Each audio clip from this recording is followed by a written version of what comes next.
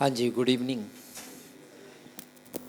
تو آج منور صاحب نے آپ کے ہاتھ چکوا دیے ہیں سو میرا ایمان ہے کہ آپ نے جو ابھی شعیب صاحب نے پڑھایا آپ کو، آپ نے برکت پائی ہے، سیکھا ہے، لرن کیا ہے۔ جیسا میں نے لاسٹ ٹائم آپ سے بات کی تھی کہ جو ہمارا کورس ہے ببلیکل ہرمینیوٹکس، اس میں ہم آگے بڑھیں گے۔ ہم نے سب سے پہلے فاؤنڈیشنز پہ بات کی ہے۔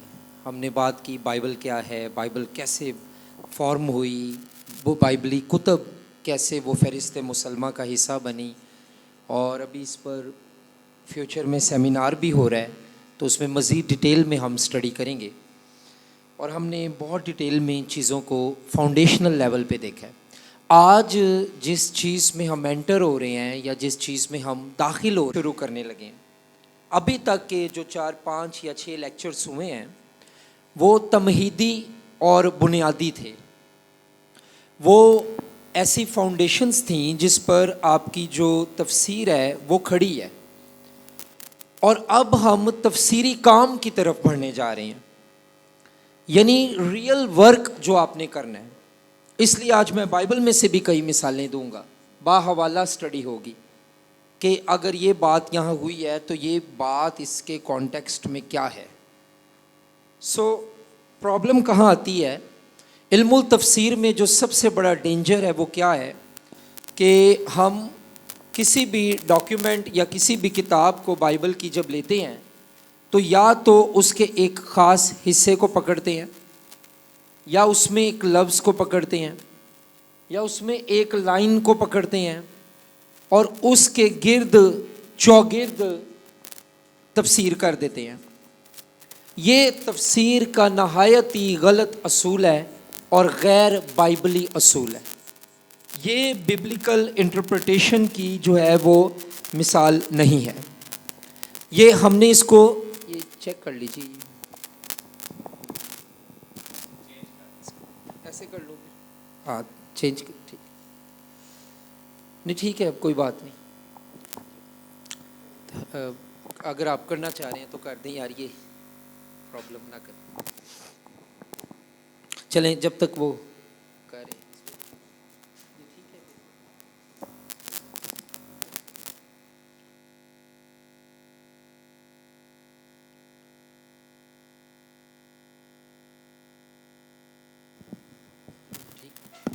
ہیلو، ہاں جی، شکریہ، بہت شکریہ۔ یہ ایک نان ببلیکل وے ہے کہ آپ کسی ایک ورڈ کو پکڑیں یا 2 لائنوں کو پکڑیں اور آپ اس پورے حوالے کو وہ چیزیں بنیاد بنا کر تو کہیں کہ یہ پورا حوالہ تو یہ کہہ رہا ہے۔ یہ مس لیڈنگ ہے، ڈینجرس ہے، خطرناک ہے۔ اور میں آپ کو بتا دوں، اگر آپ بدعتوں کو پڑھیں، بدعات پر سٹڈی کریں، تو آپ کو اس بات کا اندازہ ہوگا کہ بہت سی بدعات جو ہیں وہ اسی وجہ سے بنی ہیں کہ انہوں نے بائبل کو بطور کلی طور پر نہیں دیکھا، بلکہ اپنی مرضی کا حوالہ، اپنی مرضی کا لفظ اور اپنی مرضی کی آیت لے کر اپنے طریقے سے تفسیر کر دی ہے، اور وہ چیز جب بائبلی تفسیر کے اصولوں پہ پوری نہیں اتری تو وہ بدعت بن گئی۔ سب سے بڑا ایک بہت بڑا پرابلم یہ ہے کہ ہم کانٹیکسٹ کو ڈس ریگارڈ کرتے ہیں، اس کو نظر انداز کرتے ہیں۔ مثال کے طور پر جیسے میں نے آپ کو بتایا کہ پرابلم کہاں آتی ہے کہ ہم کسی خاص حصے کو لے لیتے ہیں، اپنی مرضی کے کسی آیت کو لے لیتے ہیں، اور اپنی مرضی کے کسی لفظ کو لے لیتے ہیں، اور اس پر اپنا ڈاکٹرین کھڑا کر دیتے ہیں، اس پر اپنا عقیدہ کھڑا کر دیتے ہیں، اور اس کو معنی دے دیتے ہیں، اور یہ اعلان کر دیتے ہیں کہ اس کی تفسیر یہی ہے۔ تو یہاں بہت بڑی پرابلم آتی ہے، کیونکہ ہم نے کیا کیا؟ ہم نے دانستہ یا غیر دانستہ، انٹینشنلی نہ ان انٹینشنلی، ہم نے اس کا جو کانٹیکسٹ تھا، جو اس کے ارد گرد کی بات تھی، ہم نے اس کو کیا کر دیا؟ ہم نے اس کو نظر انداز کر دیا، ہم نے اس کو اگنور کر دیا، اور یہ تفسیر کے اصولوں کے خلاف ہے۔ ہمیں یہ دیکھنا ہے کہ جب کبھی ہم نے بائبل کی درست انڈرسٹینڈنگ لینی ہے، اس سے کیا مراد ہے کہ بائبل کی آیت یا اقتباس کی درست سمجھ لینی ہے، تو آپ نے اپنے پہلے سے فرض کیے ہوئے آئیڈیاز کو پیچھے کر دینا ہے۔ بعض لوگ کیا کرتے ہیں کہ وہ بائبل مقدس کی آیت کی طرف بڑھتے ہیں، لیکن اپنے ذہن میں مفروضے لے کر بڑھتے ہیں، شاید یہ آیت یہی کہتی ہے، تو وہ مفروضہ کرتے ہیں، ان کے لیے وہ آیت وہی کہتی ہے، جس فرض سے وہ آگے بڑھے ہیں، جس سوچ سے وہ آگے بڑھے ہیں۔ تو آپ نے اگر اچھے مفسر بننا ہے، اچھی تفسیر کرنے والے بننا ہے، اور ٹھیک بائبل کا کلام ٹھیک سنانے والے بننا ہے، درست تفسیر کرنے والے بننا ہے، تو اپنے مائنڈ کو جو مفروضے ہیں ان سے آزاد کر کے آپ نے بائبل کو اپروچ کرنا ہے، اور یہ بہت بڑا ایک چیلنج ہے۔ تو کئی بار ہمارے مائنڈ میں آئیڈیاز ہوتے ہیں، اوپینینز ہوتے ہیں، ہمارے مائنڈ میں سسٹم ہوتا ہے، ہم اس تحت آگے چل رہے ہوتے ہیں، اور تفسیر جو ہے اس میں ہم غلطی کر دیتے ہیں۔ اب آگے ایک چیز جو ہم نے دیکھنی ہے آج، جس پر ہم بات کریں گے، میں نے آپ کو بتایا تھا کہ میں مختلف چیزیں، مختلف گیپس پڑھاؤں گا، کہ بائبل کی دنیا ہماری دنیا سے فرق ہے۔ تو آج جو گیپ ہم پڑھیں گے، بہت سے گیپس میں سے وہ ہے کلچر کا گیپ۔ اسے ببلیکل اسکالرز کلچرل گیپ کہتے ہیں۔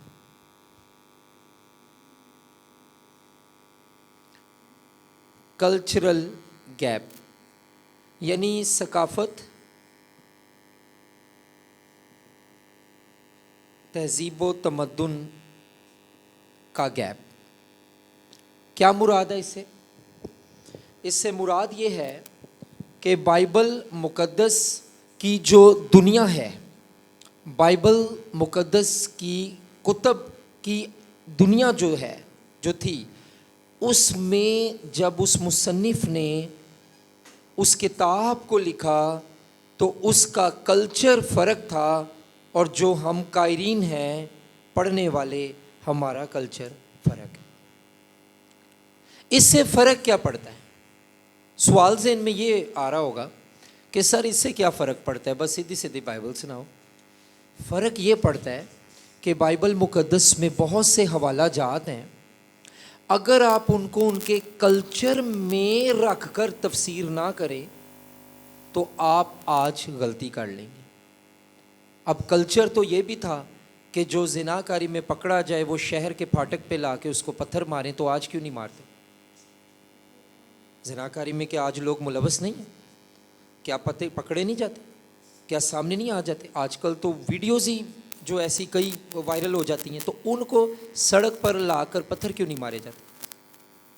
تھانے کیوں ہیں، یا یہ والی ایف آئی آر کیوں، یا فلانا کیوں؟ کیونکہ وہ کلچر فرق تھا، بائبلی کلچر، وہ کپڑے، وہ زبان، وہ تہذیب، وہ برتن۔ کبھی آپ میوزیم، بائبل سوسائٹی کے میوزیم میں آپ میں سے کبھی کوئی گیا؟ وہ تو آپ کو ایز اے کالج جانا چاہیے۔ آپ بائبل سوسائٹی کے میوزیم میں جائیں، آپ کو پتہ چلے گا کہ وہ لوگ اس وقت کے جو ظروف، جن کو کیا کہتے ہیں، برتن، ظروف، فرق ہوتی تھی، چیزیں فرق ہوتی تھیں۔ ہاں جی، اوپر سے اب ٹھیک ہے۔ تو وہ ظروف فرق ہوتے تھے، وہ برتن فرق ہوتے، ان کا لائف سٹائل فرق تھا۔ تو آپ اگر مصنف یا ببلیکل آتھر اس کے کلچر کو اگنور کر رہے ہیں تو آپ اس مصنف کے میسج میں بھی کچھ مس کر رہے ہیں۔ اگر جس کانٹیکسٹ یا جس کلچر میں اس نے وہ بات لکھی ہے بائبل میں، بائبل مقدس میں، اگر آپ وہ کانٹیکسٹ، کلچرل کانٹیکسٹ اگنور کر رہے ہیں، تو پھر آپ اس کے میسج جو آپ کو وہ دے رہا ہے، مثال کے طور پہ آپ میں سے کسی نے کلسیوں کے نام پالوس کے خط میں سے کلام سنانا ہے، مثال کے طور پہ آپ میں سے کسی نے پیدائش اس کے 3 باب پہ، جہاں گناہ آتا ہے، ڈس اوبیڈینس آتی ہے، اس پہ بات کرنی ہے۔ تو آپ نے کانٹیکسٹ کو سمجھنے کے لیے کچھ چیزیں ہیں، کچھ سوال ہیں جن کو گو تھرو آپ نے کرنا ہے۔ नंबर एक सवाल तो आपने ये सोचना है कि who wrote the book, who wrote the book. पहला तो सवाल आपको ये पूछना चाहिए कि जिस बुक में से मैं कलाम सुना रही हूँ या सुनाना है मैंने या सुनाना है मुझे, वो उसका मुसन्निफ कौन है, राइटर कौन है।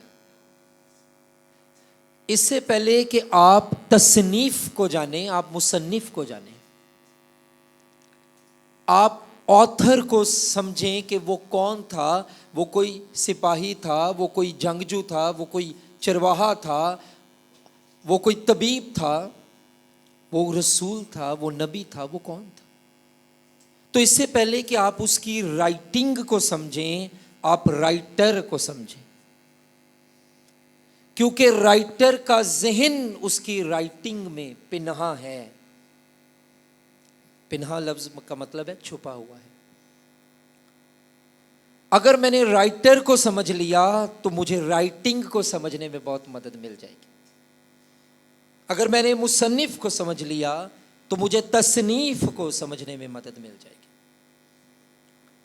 इसलिए लूका तबीब जो बाय प्रोफेशन एक तबीब या डॉक्टर था, वो बहुत जगहों पर शिफा के ताल्लुक से बात करता नजर आता है। मत्ती रसूल जो महसूल की चौकी पे बैठे थे, टैक्स कलेक्टर, जूइश बैकग्राउंड से थे, वो जब अपनी गॉस्पल क्राइस्ट के बारे में जो अंजीली बयान वो बयान करते हैं, उसमें ज़्यादा हवाले पुराने अहदनामे में नज़र आते हैं। इतने किसी अंजील में हवाला जात पुराने अहदनामे में से नहीं लिए गए जितने मत्ती रसूल की मार्फत लिखी गई अंजील से, क्योंकि राइटर का बैकग्राउंड उससे रिलेटेड था। गल समझ आती पई थानू? तो राइटिंग को समझने से पहले राइटर को समझे। तो हु रोट द बुक, मुसन्निफ कौन था। Number 2, what time it was written, ये किस वक्त में लिखी गई, किस दौर में लिखी गई। ये किताब अब कई अनबिया की कुतब जो है बाइबल में, वो कबल अज असीरी के ज़माने में लिखी गई, और कई बाद अज असीरी, और कई दौराने असीरी। तो जो किताबें असीरी से पहले की होंगी उसमें बातें कुछ और होंगी। जो किताबें असीरी में लिखी गईं उनमें नोहा होगा, दुख होगा, बाबुल दियाँ नहरां उत्ते बह के असीर होए। तो वो क्या है, वो कहते हैं कि हम यरूशलेम की दीवारें देख देख के रोते रहे, ते बाबुल दी नहरां बह के उत्ते सोचते रहे कि साडा शहर यरूशलेम कैसा सी। तो क्यों? क्योंकि वो बाबली असीरी में ये बातें लिखी गई। तो वो फ्लेवर कुछ और होगा, वो राइटिंग कुछ और होगी, क्योंकि उसका टाइम पीरियड, उसका जो हिस्ट्री है वो फ़र्क है।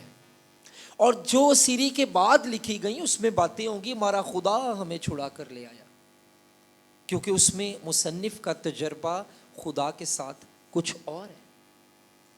तो जब आप कलाम तैयार करते हैं या कलाम सुनाते हैं या आप कलाम की तैयारी करते हैं, तो खुदारा इस बात को ज़रूर मद्देनज़र रखा करें कि मैं जिस किताब में से सुना रहा हूँ या सुना रही हूँ कलाम, वो किताब किस दौर में लिखी गई है।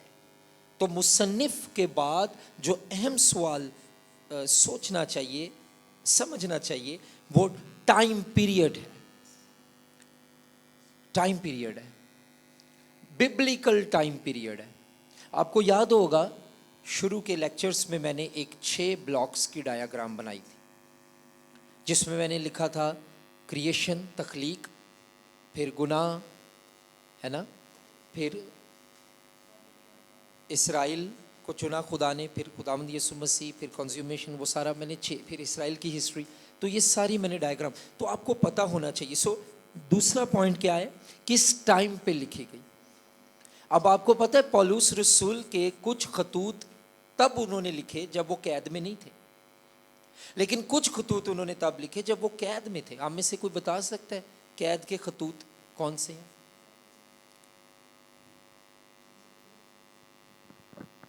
आप लोगों ने पढ़ा है? प्रिजन एपिसल्स, फिलिपियों, कुलसियों, इफसियों, ये सारे प्रिजन एपिसल्स हैं। इन खतूत में नुमायां बात क्या है, या कौन सी ऐसी आयात हैं जो हमें ये बताती हैं कि यार ये प्रिजन में बैठकर लिखे गए, या कुछ ऐसा बताती हैं जो ऐसा नहीं लगता कि एक प्रिजन में बैठ के लिखे गए शख्स से ये आ रही हैं आयात। खुशी के बारे में किस खत में? फिलिपियों में। आप देखें कि उसमें खुशी का जिक्र। फिर खतूत में ये जो प्रिजन एपिसल्स हैं, इनमें कुछ जगहों पे हवाले हैं, मैं मसीह की खातिर और तुम्हारी खातिर कैद हूं। फिर एक जगह पे वो कहता है, मुझे आई थिंक फिलिपियों में है लेकिन आप चेक कर लीजिए, वो कहता है मैं तो जंजीरों में हूं मगर कलाम तो जंजीरों में नहीं है। वो कहता है मैं कैद हूं लेकिन कलाम कैद नहीं है। कलाम जहां जाएगा वो आज़ाद ही है, उन्हें जो करना है कर देना है। तो वो कहता है मैं तो कैद में हूं, मैं तो जंजीरों में हूं, पर कलाम कैद में नहीं। कलाम अपना काम करके लौटेगा। ये बारिश है जो ज़मीन को सैराब करेगी। सो हमें इन चीज़ों को जानना है, क्योंकि हम बहुत इग्नोर करते हैं इन चीज़ों को। हमने इसको अंडरस्टैंड करना है कि पहली तो बात है राइटर कौन है, और दूसरी बात है ये किस टाइम पे लिखेगी। तीसरा पॉइंट, मुसन्निफ को किस चीज़ ने तहरीक दी कि वो ये किताब लिखे। What was the motivation behind the writing of this book? मुसन्निफ को किस चीज़ ने तहरीक दी कि वो ये किताब लिखे।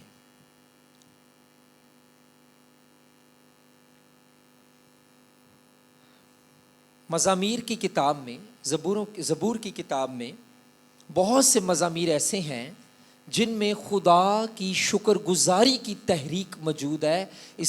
इसलिए वो पूरे का पूरा ज़बूर ही शुक्रगुजारी पे है। नोहा की किताब किसने लिखी? यर्मिया ने। तो यर्मिया ने नोहा की किताब जो है वो दुख और तकलीफ के तासुरात के इजहार में लिखी, क्योंकि वो तकलीफ का दौर। उसका नोहा लफ्ज ही लेमेंट लफ्ज, अंग्रेजी में क्या लेमेंट, मातम करना, नोहा। कई मज़ामीर ही नोहाती मज़ामीर हैं, नोहाती लेमेंटेड साम्स। क्यों लिखे गए? ऐ खुदा तू कहाँ है? उठता क्यों नहीं? देखता क्यों नहीं? छुड़ाता क्यों नहीं? कहाँ चला गया? मेरी तो हड्डियां खुश्क हो गई, चमड़े दी मश्क दी वांगर खुश्क हाल मेरा हो गया। खुदा तू कहाँ है? हमने ये देखना है कि जो ऑथर ने लिखा है, अब आप बातें समझ रहे हैं। कई बार आप कहते हैं जी कलाम सुनाना बड़ा आसान है। अब ये समझ आ रही है आपको कि कलाम तैयार करना कितनी एक मुश्किल काम है। खुदा मदद करता है, लेकिन हमने तो इसको समझा हुआ है हलवा ते कच्छे लाई बाइबल ते जाके सुनाता कलाम।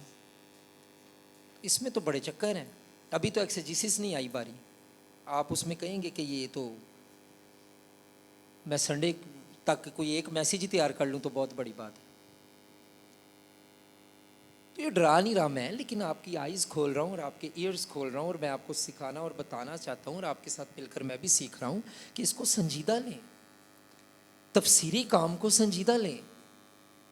यहीं लोग ज़्यादा मार खा रहे हैं। अभी भाई शुएब पढ़ा रहे थे बिब्लिकल थियोलॉजी ऑफ वर्शिप, गा भी लेते हैं, बजा भी लेते हैं, सब कुछ हो जाता है। बात आती है कि मीनिंग नहीं उसका समझ आता।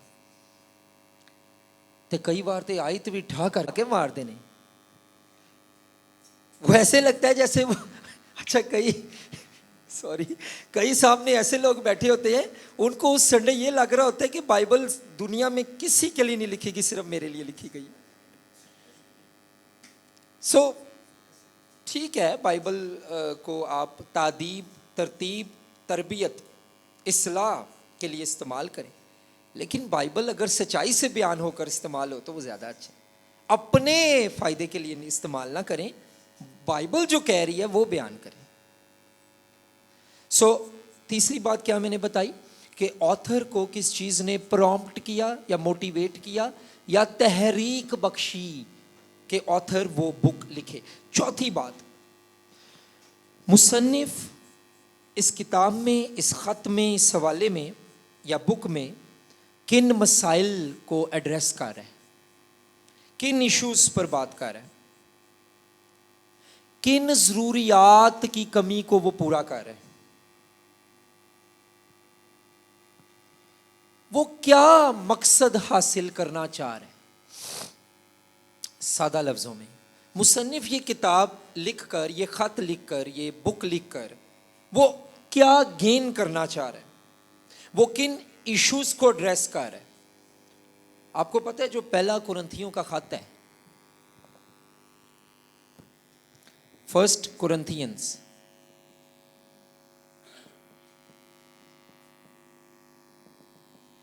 اس کے کچھ ابواب جو کلوئے ہے اس کی رپورٹ کی بنیاد پر ہے. کلوئے شروع کے اس کے ابواب جو ہیں وہ کلوئے جو تھی، عورت تھی، مسیح میں تھی، بلیور تھی، اس نے ایک رپورٹ پال کو پیش کی تھی، وہ اس کے بارے میں ہے. کلوئے کا گھرانہ بھی تجھے سلام کہتا ہے.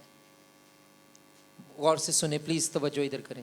کلوئے کا گھرانہ بھی جو ہے تجھے، یار بھائی سلنڈر سے ذرا دھیان سے، کلوئے کا گھرانہ بھی تجھے سلام کہتا ہے. تو کچھ جو باتیں تھیں وہ کلوئے کے رپورٹ تھی پالوس کے تعلق سے.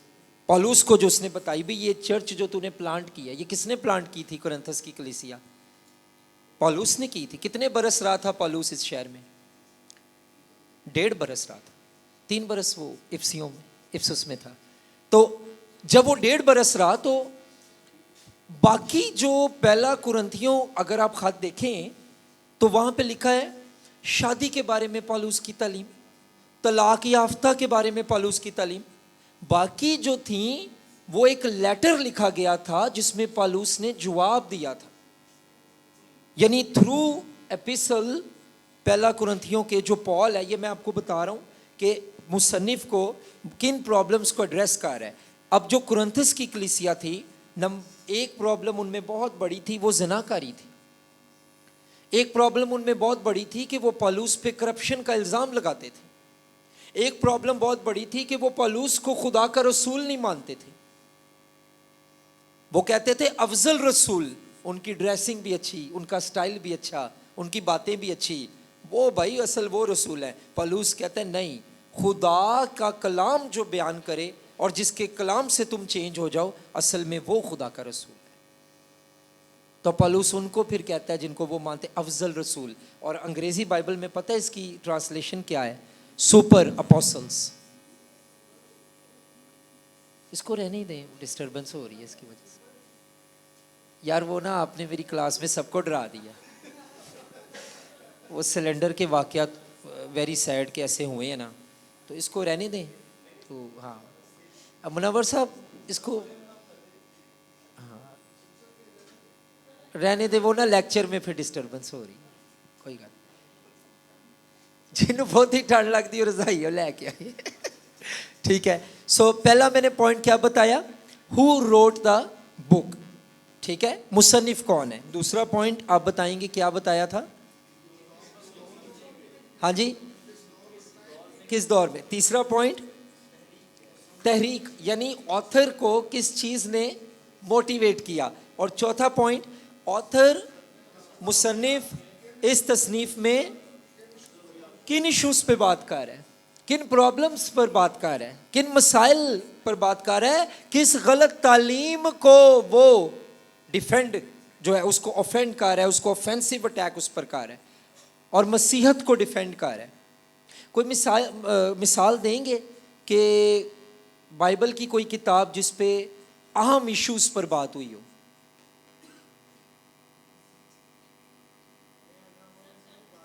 کہیں سے بھی دے دیں. وہ تو میں نے مثال ایک دے دی، اس کے علاوہ دیں کوئی مثال.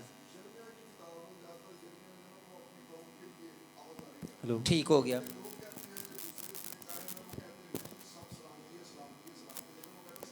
او ونڈرفل ونڈرفل. یرمیا کہتا ہے سلامتی نہیں ہے. ایویں تانوں لگدا ہے آرے لایا سلامتی سلامتی، گل نہیں سدی نہیں ہے، حالات بہت خراب نے.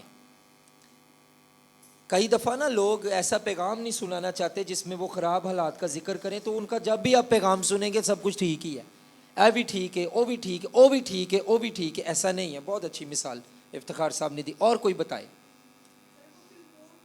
فلیمون، ویری گڈ. اس میں کیا اونیسمس اور فلیمون کا کیا تعلق ہے آپس میں؟ ہاں، مالک کون ہے؟ فلیمون. غلام اس کا کون تھا؟ اونیسمس. بھاگ کر آ گیا تھا اسی قید خانے میں پھر پالوس کے ساتھ، اور اسکالرز کہتے ہیں اس نے مسیح کو قبول کیا وہیں، اور پھر اس کو جب وہ واپس بھیجتا ہے تو پالوس کیا کہتا ہے؟ فلیمون اس کو ایسے ہی قبول کرنا جیسے تو مجھے قبول کرتا. تو وہاں پر ہم دیکھتے ہیں کہ اس خط میں پال ایک خاص ایشو کو ایڈریس کر رہا ہے. وہ ایشو کیا ہے؟ کہ وہ فلیمون کے دل کو تیار کر رہا ہے کہ تیرا بھاگا ہوا غلام جب تیرے پاس واپس آئے تو بھائی انہوں ماری نہ، ਉਹਦੇ ਨਾਲ برا برتاؤ نہ کری، ਉਹਨੂੰ پہلے پاویں تو کر لینا، پر اب فلیمون چونکہ تو مسیحی ہے، یہ بھی اب جیل میں مسیحی ہو گیا ہے، اب اسے ایسے نہیں قبول کرنا کہ غلام ہے، اب یہ مسیح میں تیرا بھائی بھی ہے. تو ایڈریس کر رہا ہے ایشو کو. تو اس سے ہمیں آج کیا میسج ملتا ہے؟ آپ میں سے جو لوگ اس لیول کی جاب کر رہے ہیں، جن کے انڈر لوگ کام کرتے ہیں، تو چاہے وہ کرسچن ہے چاہے وہ کرسچن نہیں ہے، لیکن آپ نے ان کے ساتھ کیسے ڈیل کرنا ہے وہ پال کے خط سے ہمیں پتہ چلتا ہے کہ جو تمہارے ماتحت ہیں، چاہے وہ جو بھی ہیں، جس قوم فرقے قبیلے سے ہیں، تم نے اچھی گواہی بننا ہے ان کے لیے، اور تم نے باسی باس نہیں بننا، بلکہ تم نے ایسا باس بننا ہے، ایسا لیڈر بننا ہے کہ جو ان کے لیے ایک اچھی گواہی ہو. میسج نکالنا ہے تو اس میں نکل آتے ہیں، لیکن پہلے تفسیر کریں. اور اس کے علاوہ لاسٹ ایگزامپل دیں، پھر ہم آگے چلیں گے ٹائم کو مد نظر رکھتے ہوئے. بالکل ہو سکتا ہے. حمان اور مردکی ہے نا، حمان جس سلیب کو مردگی کے لیے بناتا ہے اسی پر چڑھ جاتا ہے. بہت بڑا ایشو تھا. کیا ایشو تھا؟ کہ حمان تیار کرنا چاہتا تھا بادشاہ کو اس بات کے لیے کہ وہ سارے یہودیوں کے قتل کا حکم دے دے، لیکن آستر نے سٹینڈ لیا اور اس وقت بادشاہ کے پاس گئی، اور اس نے جو درخواست کی اس درخواست کے زمرے میں اس کا سر قلم بھی ہو سکتا تھا. تو وہاں پہ بھی مصنف ایک ایشو کو ڈریس کر کے یہ واقعہ لکھ رہا ہے. کبھی آپ نے سوچا ہے کہ بائبل میں واقعات کیوں لکھے گئے ہیں؟ یہ صرف خوش ہونے کے لیے تو نہیں لکھے گئے، تالیاں مارنے کے لیے تو نہیں لکھے گئے، تاکہ ہم ان باتوں کو سمجھیں اور ان پر عمل پیرا ہوں کہ اگر ہمیں کبھی ایسا ایشو ایڈریس آئے جہاں میری قوم کے لیے اتنا غلط ہو رہا ہو اور جہاں پر خدا کھڑے ہونے کی توفیق دے، کھڑے ہونا چاہیے. زبور کی کتاب میں بھی ہم دیکھتے ہیں کہ ایسا بھی کانٹیکس تھا. کچھ بائبل اسکالرس یہ کہتے ہیں کہ جو داؤد تھا وہ تقریباً 8 سال ساؤل سے بھاگتا رہا تھا. آپ تو یہ پڑھ لیتے ہیں نا کہ داؤد ساؤل سے بھاگتا رہا، وہ 8 سال 7-8 سال بھاجدا رہا سی، 7-8 سال وہ بچتا رہا، بھاگتا رہا ساؤل سے، کیونکہ Saul out of jealousy, out of envy اس کو مارنا چاہتا تھا، لیکن اس کا بیٹا یونتن اس کا بہت اچھا دوست تھا. تو باتیں تو بہت ہو سکتی ہیں، اس پہ بہت سی مثالیں ہیں پرانے عہد نامے میں، اور میں خوش ہوں آپ نے بہت اچھی ایگزامپلس دی. اگلی بات، پہلی بات مصنف، دوسری بات کتاب کا ٹائم پیریڈ، تیسری بات مصنف نے کیوں لکھی، اس کو تحریک کس چیز نے دی، چوتھی بات وہ کن مسائل کو ایڈریس کر رہا ہے، وہ کن ایشوز پر بات کر رہا ہے، پانچویں بات اس پوری کتاب کا مرکزی خیال کیا ہے. اس کو ہم کہتے ہیں سینٹرل آئیڈیا کیا ہے، کلیدی خیال، مرکزی خیال.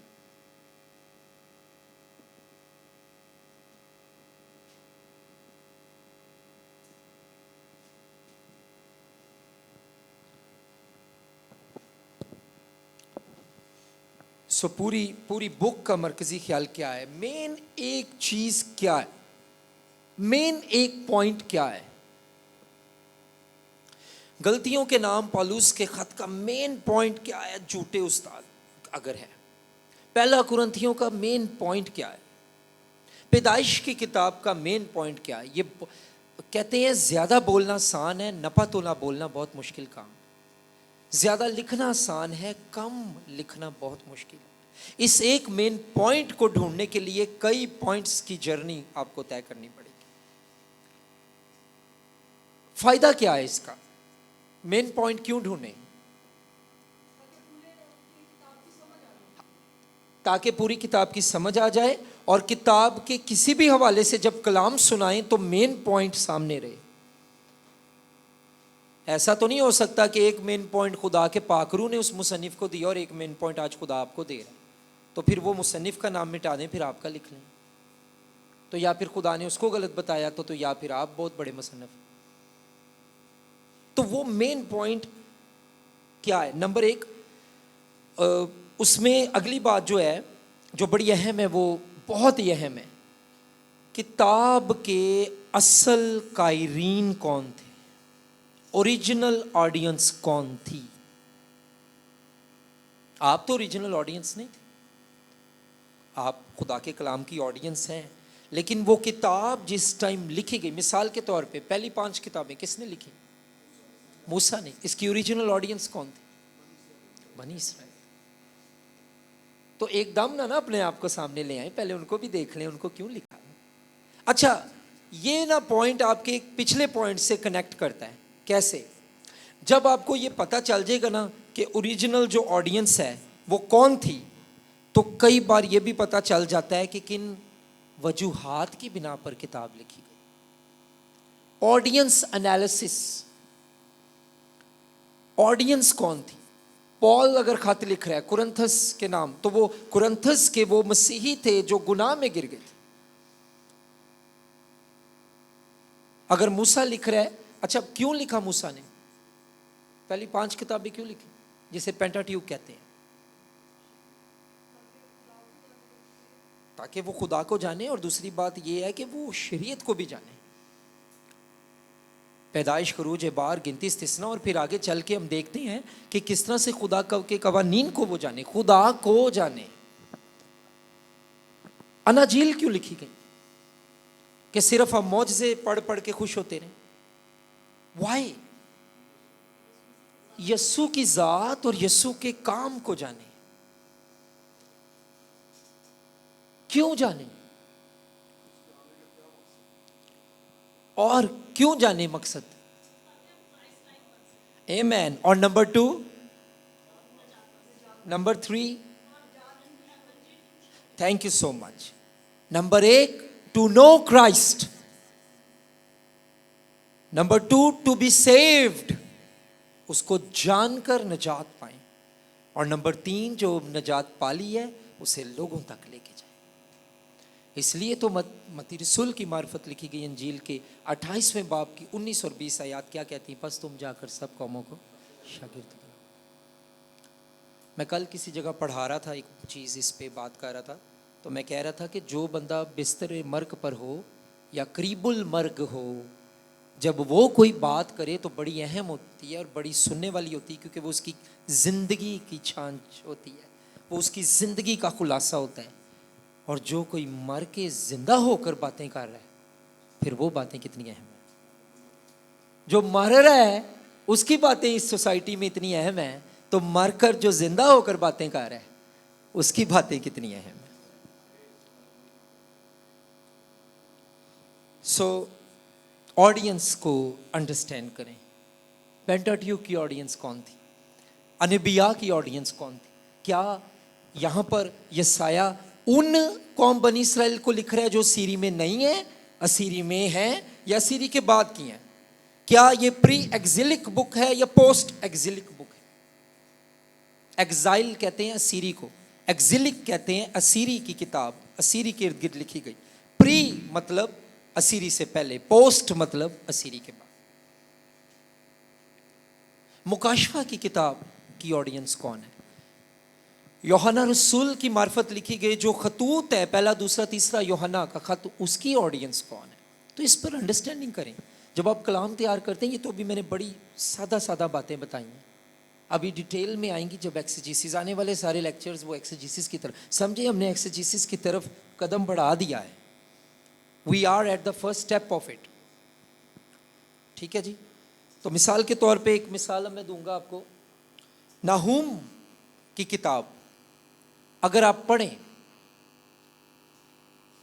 تو ناہوم کی کتاب, اس کو انگریزی میں نیہم کہتے ہیں, اردو میں ناہوم کہتے ہیں.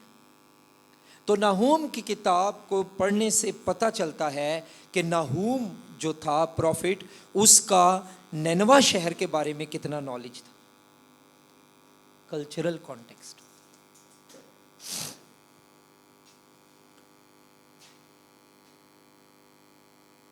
حبقوق نبی کا صحیفہ جب ہم پڑھتے ہیں تو پتہ چلتا ہے اس کا بابلیوں کے بارے میں کتنا نالج تھا.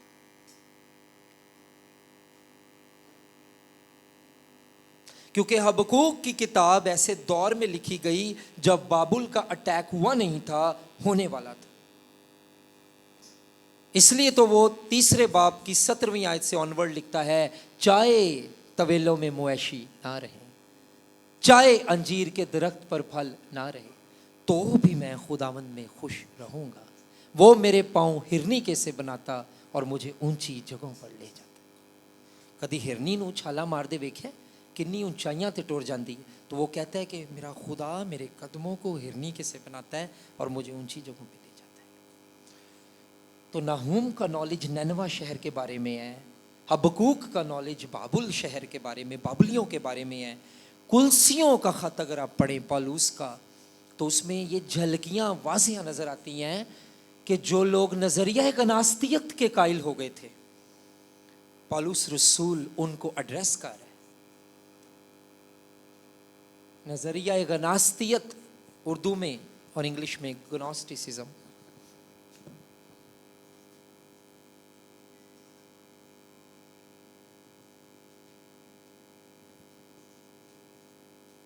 Sorry, I need to check the spelling.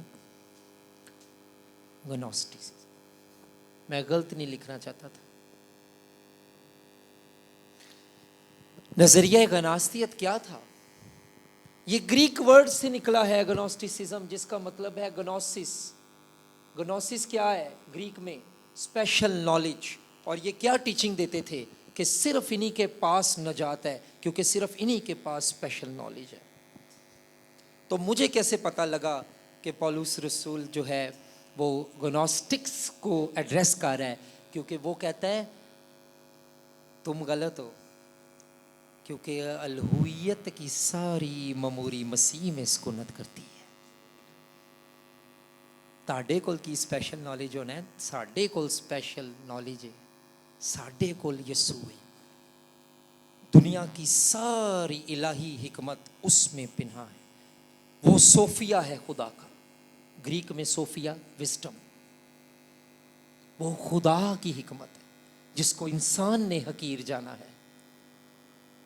اگر کسی نے خدا کی حکمت کا چہرہ دیکھنا ہے وہ یسوع ہے. کیونکہ جو کمزوری میں بھی شاہزور بن گیا وہ خدا کی حکمت. جو مر کر زندہ ہو گیا وہ خدا کی حکمت.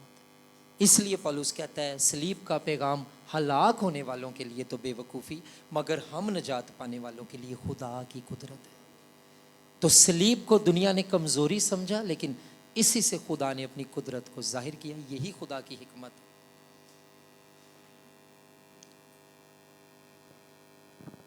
اتنا ضروری ہے کلچرل اور ہسٹوریکل کانٹیکسٹ.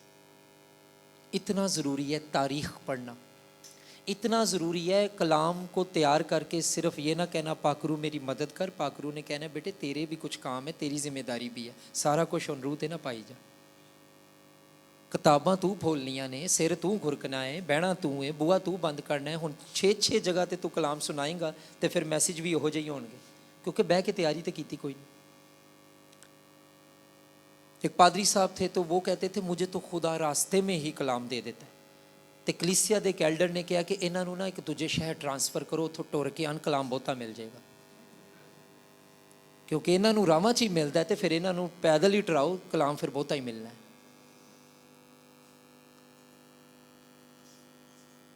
تو ان چیزوں سے اب نکلنا ہے تے ہن محنت کرن دی عادت پاؤ. شہید ہو جو، کلام دی تیاری کرو. خدا نے تو جو کرنا ہے آپ نے بھی تو. آپ کی جگہ BTS تو خدا نے نہیں کرنا. تھیسس تو نہیں خدا نے لکھنا آپ کی جگہ، وہ تو آپ نہیں کرنا ہے. ریسرچ تو آپ نہیں کرنی ہے. تیرے قدموں کی رہنمائی خدا کرے گا، لیکن ہاتھ تو نے چلانے. آمین. سو اب جلدی سے اس کو دیکھیں گے. اور پھر آج کے لیکچر کو وائنڈ اپ کچھ دیر میں کریں گے آگے چل کے. کلچر کی ڈیفینیشن کیا ہے؟ کلچرل کانٹیکسٹ پہ بات کر رہے ہیں. ثقافت، تہذیب. ہاں جی بتائیں گا کوئی؟ جی اوکے، رہن سہن. ہاں ہاں ایک ایک کر کے. ہاں جی کوئی اور بتائیے. اخلاقی اقدار. Good good. اور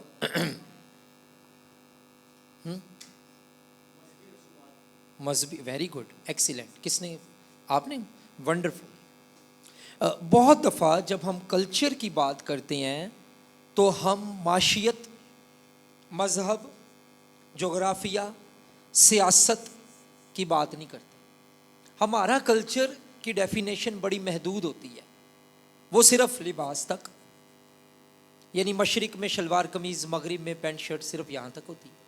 ہماری کلچر کی جو ڈیفینیشن ہے وہ زبان دانی تک ہوتی ہے، یعنی بائبل کو انگلش یہاں تک ہوتی ہے. لیکن کلچر کی ڈیفینیشن، یا اس کا معنی لکھ لیں، ڈیفینیشن نہیں معنی لکھ لیں، وہ یہ ہے کہ اس کا تعلق زبان، اعمال، سوچ،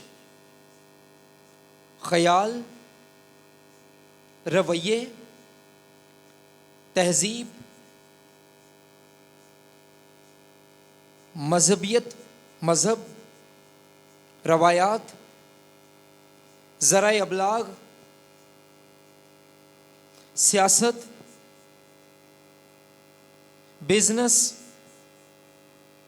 معاشیت،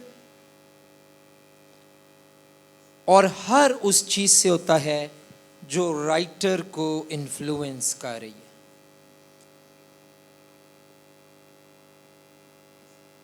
اب حبقوق کی مثال لے لیں، تیسرے باب کی. وہ کہتا ہے چاہے طویلوں میں مویشی نہ رہیں، انجیر کے درخت پر پھل نہ لگے، میں خداوند میں خوش رہوں گا.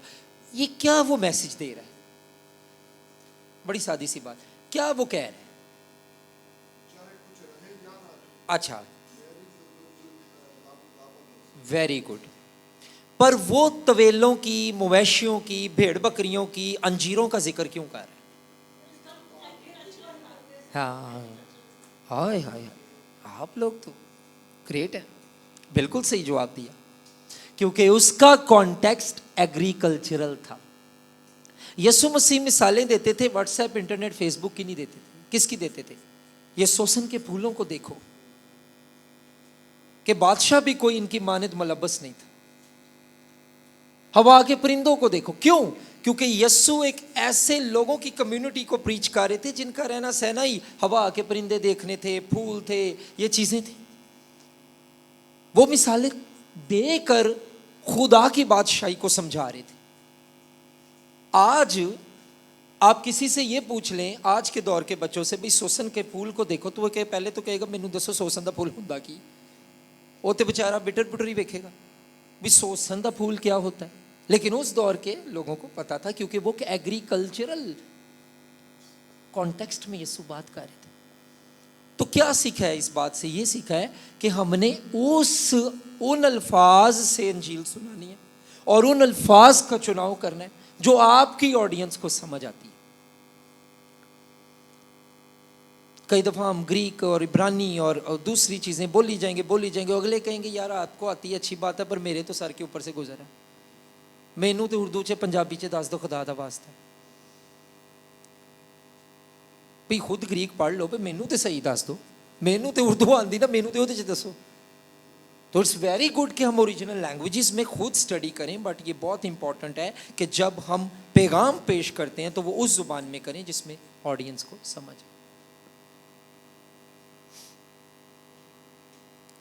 تو کلچر کیا ہے؟ کلچر ہر طرح میں جو آپ کا مذہب. اب بہت سی چیزیں پرانے عہد نامے میں خدا نے قوم بنی اسرائیل کو کچھ چیزوں کو کرنے کو کہا، کچھ چیزوں سے منع کیا. وہ چیزیں آپ کو، وہ حکم آپ کو سمجھ آ جائیں گے.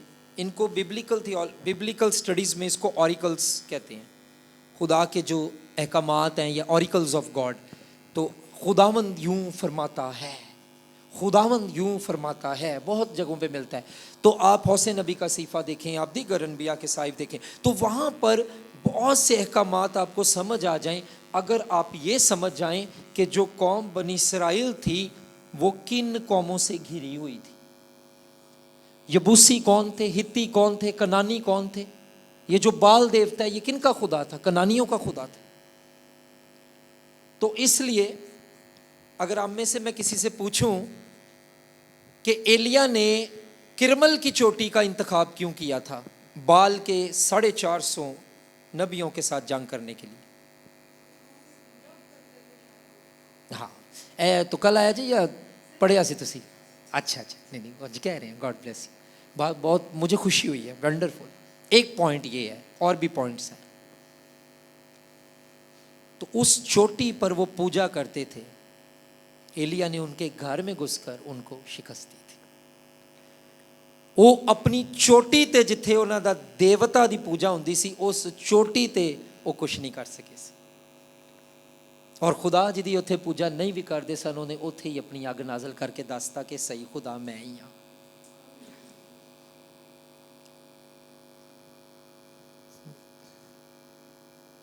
सो कल्चर क्या है?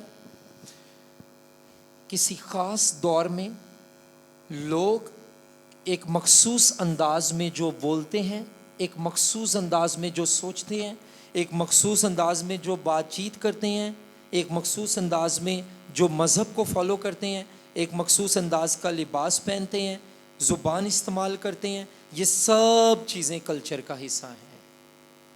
इसलिए कल्चर ज़रूरी है पढ़ना। इससे पहले कि आप ये कहें आज खुदावंद का कलाम हमारे लिए ये कह रहा है, पहले ये बताएं उस दौर में किसके लिए ये किताब लिखी गई, तो उनके लिए खुदा का कलाम क्या कह रहा था और क्यों कह रहा था, फिर पता चलेगा मेरे लिए क्या कह रहा है। Is it clear? तो सवाल पैदा होता है, एक लास्ट बात देखेंगे क्योंकि अब मेरे ख्याल है मेरा टाइम मेरे पास नहीं है, कुछ मिसालें आगे हैं लेकिन हम टाइम को मलूज़े खातर रखेंगे। मेरे साथ निकालिए फिलिपियों के नाम पौलुस रसूल का ख़त, उसका 3 बाब, उसकी 20वीं आयत।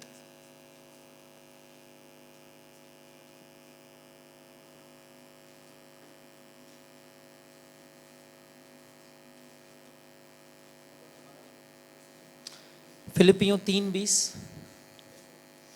अजी जी प्लीज़ आप पढ़ दें। हाँ जी,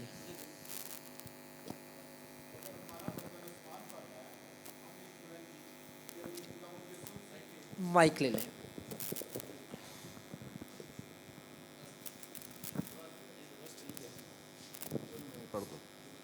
हाँ लिखा, मगर हमारा वतन आसमान पर है और हम एक मुनज्जी यानी खुदावंद यीशु मसीह के वहाँ से आने के इंतज़ार में हैं। Thank you. अब सवाल ये पैदा होता है प्लीज़ गौर से सुनिएगा, ये लास्ट बात है फिर हम वाइंड अप कर देंगे लेक्चर को। सवाल ये पैदा होता है, पहली तो बात यह है कि कल्चर में मज़हब है, पॉलिटिक्स है, बिजनेस है, लोग कैसे रहते हैं, लोग क्या करते हैं, लोग क्या कहते हैं, लोग क्या सोचते हैं, ये सब कुछ है, मैंने डिटेल में आपको बता दिया। सवाल ये पैदा होता है कि ये जो वतन वाली बात है ये कुरिन्थस की कलीसिया को पौलुस ने क्यों नहीं लिखी, वो फिलिप्पी ही की कलीसिया को ये बात क्यों लिख रहा है?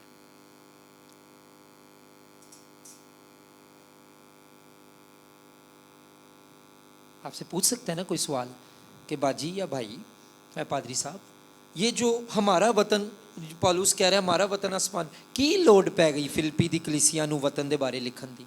आसमानी वतन का जिक्र इत्थे वो क्यों कर रहा है, होर डिफरेंट जगह ते इस तरह क्यों नहीं कर रहा? क्योंकि इसकी जो हिस्ट्री है या इसका जो कल्चरल पॉलिटिकल कॉन्टेक्स्ट, सकाफती और रियासती मतन इसका क्या है, वो ये है कि जो रोमन एम्परर था, लिख लो है कल, रोमन एम्परर रोमी हुक्मरान जो था वो ऑक्टेवियस ऑगस्टस, मैं लिख देता हूँ मुश्किल नाम है,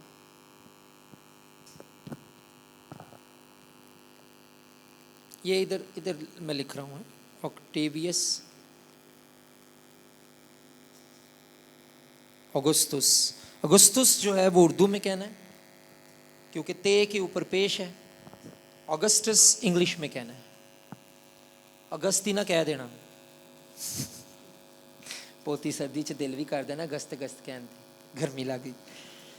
ٹھیک ہے, تو جو رومن ایمپرر یا رومی حکمران ایمپرر تھا آکٹیویس اگسٹس, اس نے کیا کیا تھا کہ اس نے فلپی میں رہنے والوں کو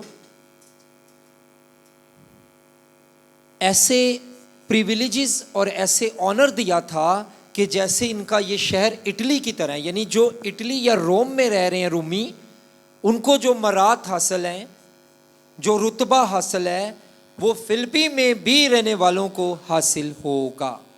حالانکہ وہ روم میں نہیں ہے, اٹلی میں نہیں, اطالیہ میں نہیں ہے. اردو میں کیا اطالیہ, انگلش میں کیا اٹلی. وہ اطالیہ میں نہیں ہے, وہ کہاں ہے, فلپی میں ہے. لیکن آکٹیویس اگستس نے یہ کہا تھا کہ ان کو بھی وہ مرات اور درجات اور عزت حاصل ہوگی جیسے یہ اطالیہ میں رہنے والے رومیوں کو ہوتی ہے. اور اس نے کیا کیا تھا, اس نے ان کو اٹلی یعنی روم کے رائٹس جو ہیں وہ دے دیے تھے, وہی پریویلیج دے دیا تھا. پال اس لیے لکھ رہا ہے کہ تمہارا وطن آسمان پر ہے, کیونکہ جو فلپی کے رہائشی تھے یا فلپی کے رہنے والے تھے, ان کو اپنی شہریت اور اپنی سٹیزن شپ پر بڑا غرور حاصل تھا, بڑا غرور حاصل تھا. وہ باقیوں کو کسی کو کچھ سمجھتے نہیں تھے. جیسے آج امریکن سٹیزن شپ, امریکن کسی کے پاس پاسپورٹ ہو نا, تو بندہ تے بھائی اس مانتے رہتا, تھلے پیر ہی نہیں لگتے. آئی ہیو امریکن سٹیزن شپ, تے اسی کی کریے بھائی, خدا تینوں برکت دے. ٹھیک ہے, تو اگر یار امریکن, تو آج دنیا بھاگ رہی ہے ان چیزوں کے, کوئی یو کے دا سٹیزن بن جائے, کوئی امریکن دی سٹیزن بن جائے, کوئی یورپ دا سٹیزن بن جائے. بری چیز نہیں ہے یہ, لیکن ایک بات کر رہا ہوں, تو امریکن سٹیزن شپ ہو, اب گوروں کے پاس ہے. تو اچھا یہ میں بڑا حیران ہوں, جن کے ملک میں ہم جاتے ہیں وہ وہاں کے سٹیزن ہیں ہم سے پہلے کے, وہ ہمبل ہوتے ہیں, تو ہم جو نئے نئے گئے ہوتے ہیں سٹیزن بن جائے, ہمیں پتہ نہیں کیا ہو جاتا ہے. تو امریکن سٹیزن شپ یا کوئی سٹیزن شپ آ جائے تو وہ اکثر لوگ یہ کہتے ہیں کہ یار میں اب دوسروں سے مختلف ہوں, اب باقی سب نیچے اور میں اوپر. سب نہیں کرتے, آئی وانٹ ٹو کلیریفائی, لیکن سم ٹائمس یہ ٹیمپٹیشن آ سکتی ہے یا آ جاتی ہے. اسی طرح فلپی کی سٹیزن شپ جو تھی اس کو یہ لوگ بہت سمجھتے تھے, تو پالوس ان کی آنکھیں کھولتا ہے اور کہتا ہے یہ کچھ بھی نہیں, یہ زمین تک ہے. تم اگر مسیح میں آ گئے تو تم زمینی شہری نہیں, آسمانی شہری بن جاؤ گے. اصل سٹیزن شپ یہ ہیونلی سٹیزن شپ ہے. یہاں پہ تمہارے مرنے کے ساتھ تمہاری سٹیزن شپ ختم ہو جائے گی, آسمانی سٹیزن شپ تم سے کوئی لے نہیں سکتا.